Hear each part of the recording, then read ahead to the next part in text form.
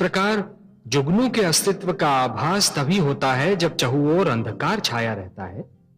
उसी प्रकार किसी भी व्यक्ति के चरित्र का प्रकाश तभी दिखाई देने लगता है जब वो परीक्षा की घड़ियों में घिरा रहता है। अब देखना यह है कि वो इस परीक्षा के लिए कितना तैयार है।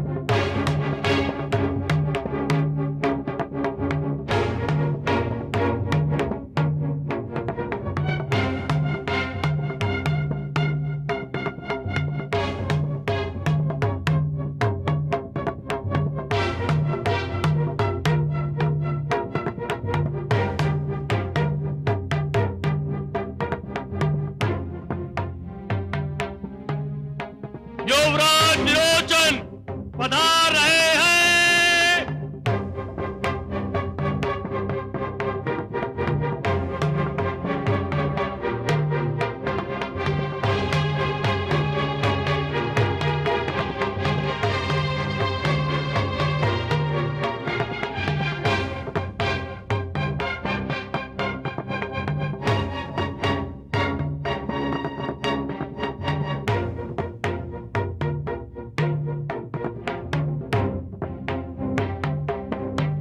नहीं विरोचन,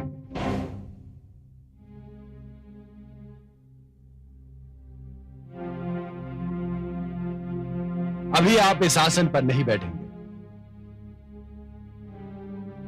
जब तक ऋषि वत्स की पुत्री दीपावली के विषय में कोई निर्णय नहीं हो जाता। तब तक आप केवल एक पक्ष की श्रेणी रखते हैं, युवराज की नहीं। मुझे आपत्ति है महाराज।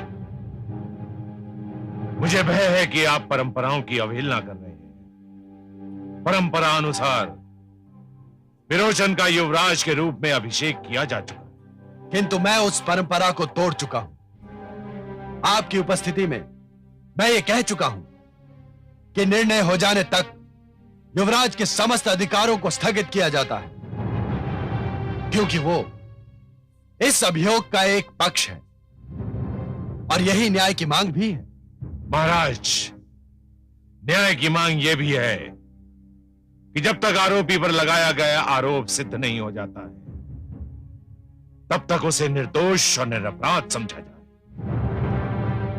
शास्त्रों के अनुसार भी जब तक यह सिद्ध नहीं हो जाता कि युवराज ने वास्तव में कोई अनुचित कार्य अथवा अपराध किया है, तब तक उन्हें युवराज के आसन पर बैठने से रोका नहीं जा सकता। मैं गुरु शुक्राचार्य से सहमत हूं महाराज। शास्त्र भी यही कहते हैं। शास्त्र कुछ भी कहते हो, परंपराएं कुछ भी बोलती हैं। यदि मेरे पिताश्री ने कह दिया कि निर्णय होने तक मैं केवल एक पक्ष हूं, तो मैं केवल एक पक्ष ही हूं। यदि मेरे पिताश्री कहते हैं कि मैं इस आसन पर नहीं बैठ सकता हूं, तो मैं इस आसन पर नहीं बैठूंगा, क्योंकि ये केवल मेरे पिताश्री ही नहीं, मेरे सम्राट भी हैं।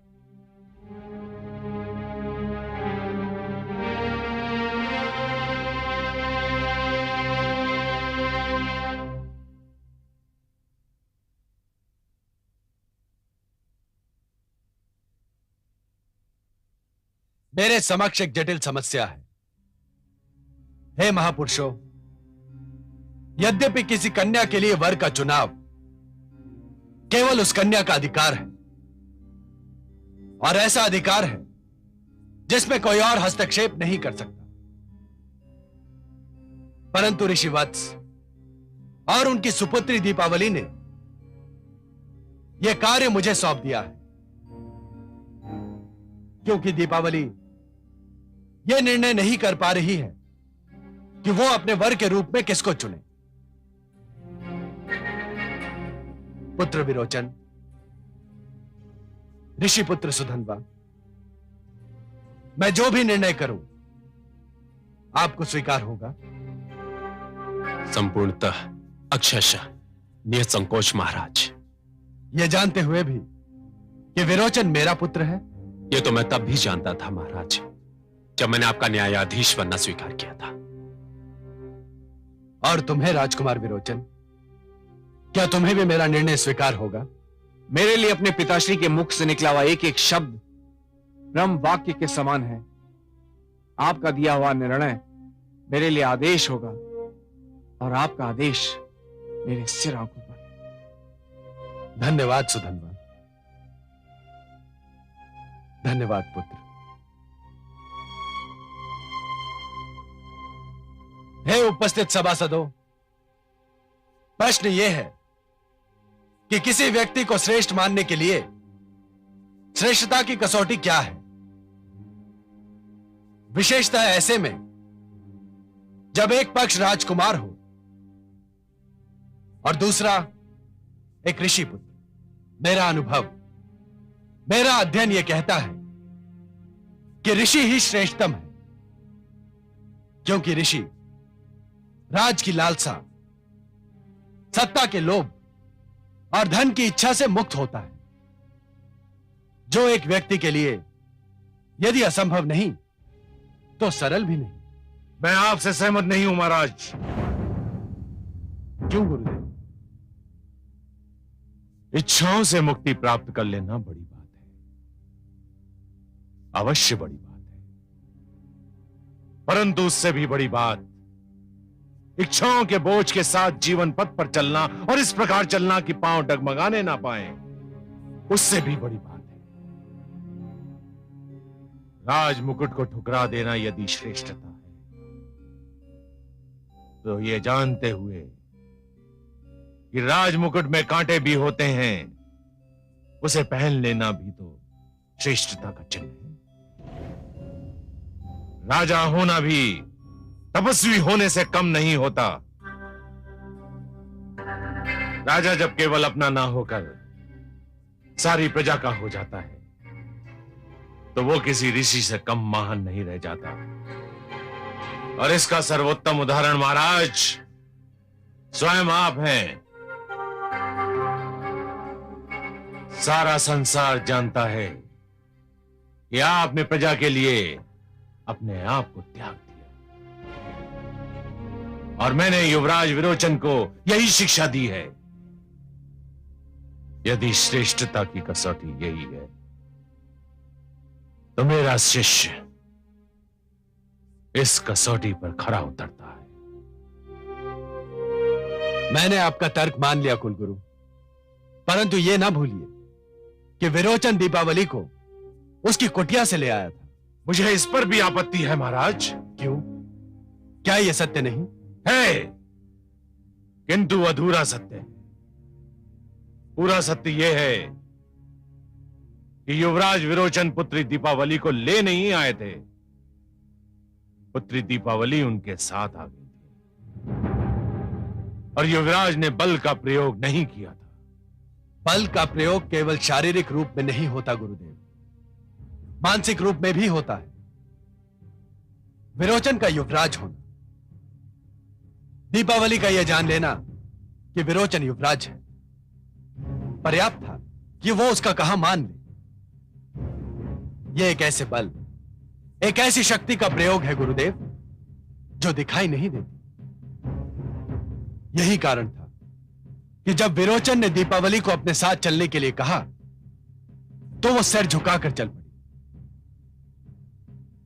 यदि ऐसी प्रवृत्ति को प्रोत्साहन दिया गया, तो आने वाले युगों में राज परिवार के सदस्य इसे उदाहरण बना लेंगे और ऐसी घटनाओं का दुष्चक्र चल पड़ेगा जिसके कारण बहू और बेटियां स्वयं को असुरक्षित समझने लगेंगी।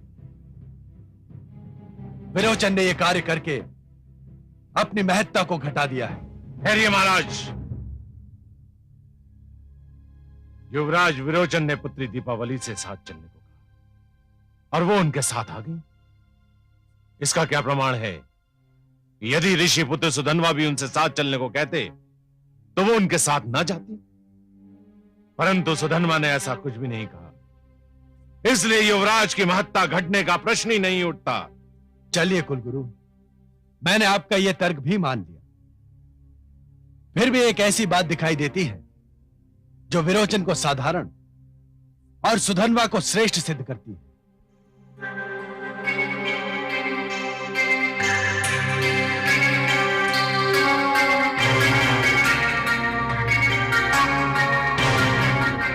दीपावली विरोचन और सुधन्वा दोनों को भा गई थी और विरोचन उसे अपने साथ ले आया।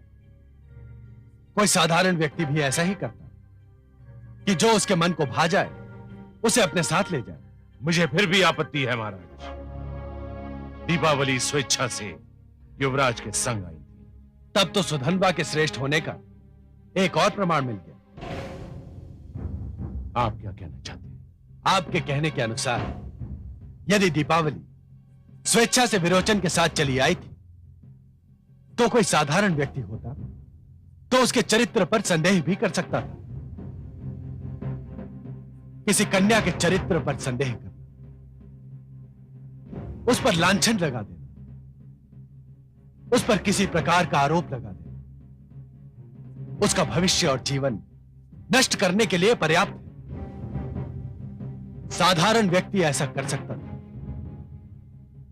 परंतु जब मैं सुधन्वा से मिला तो इस घटना के कारण मैंने उसके माथे पर एक बल भी नहीं देखा।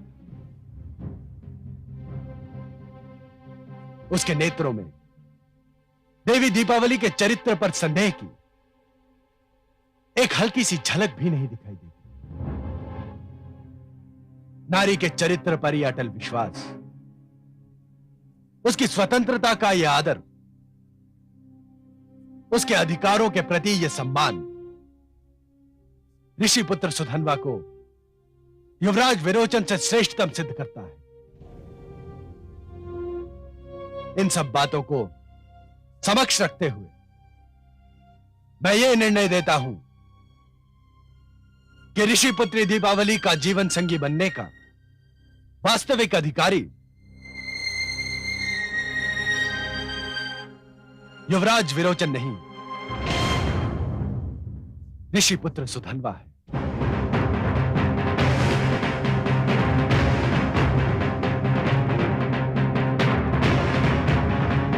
बधाई हो मित्र, बधाई हो।